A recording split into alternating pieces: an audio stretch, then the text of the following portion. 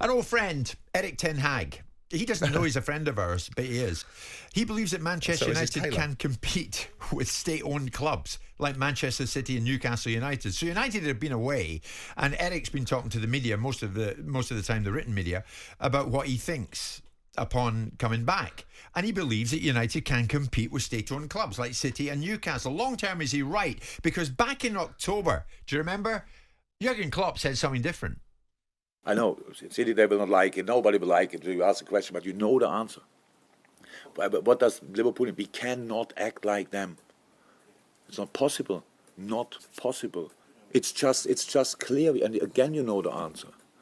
There are 3 clubs in world football who can do what they want, financially.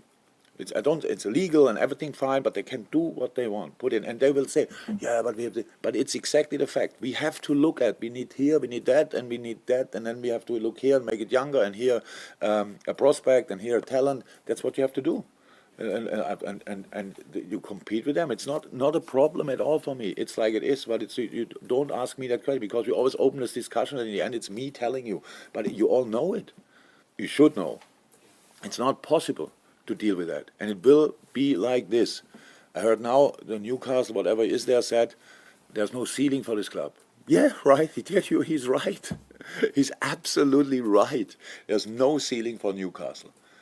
Congratulations. Some other clubs have ceilings. This is silly, isn't it? Well, I remember at the time that there was a noisy reaction to that. A lot of people weren't happy with what Klopp said. Now Ten Hag is saying that's wrong. He says we are able to compete with City and Newcastle. Yep. It's about strategy, not just money. It's clear that when you don't have the right players and quality players, you will not be successful and achieve the targets you set. The competition's tough. You need the right players, but we're in a better position than at the start of the season, and we're in a good direction. There's still a lot of room for improvement. We are able to compete with City and Newcastle. He's driven a coach and horses through what Klopp said. Yeah, well, of course he has, because whether we like it or we don't, financial fair play exists and governance exists, and whether it has the prerequisite amount of teeth is debatable, but it's beginning to have consequences behind people's behaviour. So it isn't just the case of you can spend endless amounts of money without challenge and without consequence. Now, if you want to price that consequence in, well, possibly that may be a way to obviate the idea that you can't spend as much as you want. Yeah. But I don't agree with Jurgen Klopp. And I do agree with Erik Ten Hag. And I might agree more with Erik Ten Hag because I think Manchester United are a unique football club that is able to print money out of a lack of achievement over the best part of a decade and still able to achieve that phenomenon of printing money. And Liverpool are not far behind them. So when we talk about this idea that people can just spend what they want, when they want, how they want, that's not entirely true, because the governance that exists will preclude and exclude them from doing it. And there is a governance that suggests that they're not allowed to lose a certain amount of money if they want to compete in the Champions League, and they're not allowed to lose a certain amount of money, above a certain amount of money, if they want to compete in the Premier League without sanction. So I don't really know what Jurgen Klopp is talking about. And if they've got a lack of cash rather than a lack of profitability, well, nothing stops football clubs from borrowing money to be able to invest it in players, to be able to acquire those players and finance the purchasing of players. And Liverpool have that gift. Liverpool have just sold 20% of their media revenues to Redbird to raise cash. So maybe Klopp was right. Maybe the song he was singing was the right one. Of course it's not. Well, that cash is going to be it can be utilisable to advance the cause of the business, to be able to compete with the necessity of matching the spend patterns of the elite clubs in Europe. And Liverpool can do that. They've just done it. They so spent Liverpool £85 million Klopp thinks they can. or £80 million. Yeah, but Klopp is managing his relationship with the media and managing the expectations that people have of Liverpool and what they will and won't spend. There are different ways to run a business.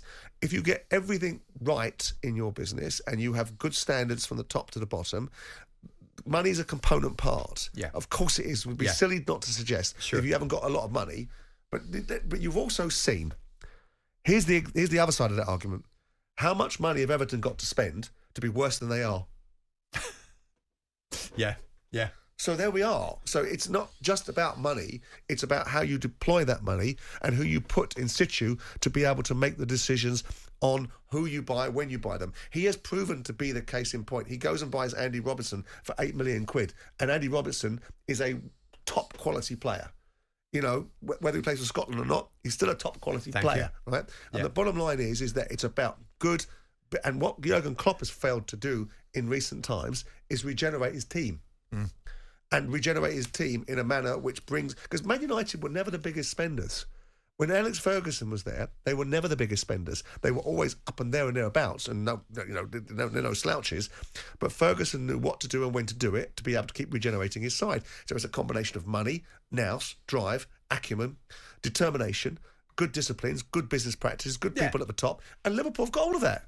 And United have got it because it's about strategy, says Ten Hag. And Ten Hag is singing the right song, which is why would you hoist the flag about the fact that Newcastle have got a few bob. Newcastle have got to overcome lots and lots of obstacles before they even get to start rapping. I know they're doing wonderfully.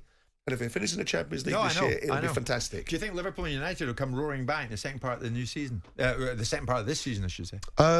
Liverpool need to buy some players. Yeah. They're not good enough to do what Klopp will want them to do. I hope they do, because I think watching Liverpool is an exciting team to watch when they're at their feral best. I enjoy watching Liverpool more than I enjoy watching any team in the Premier League. I know Man City are beautiful to watch. I know that they're so easy on the eye, but the sheer dynamism of Liverpool when they were in their pomp over the last couple of seasons, and they're not at this moment in time, or certainly weren't before the break, was a joy to behold, I think. That's what I think football looks like. Absolute feral dynamism.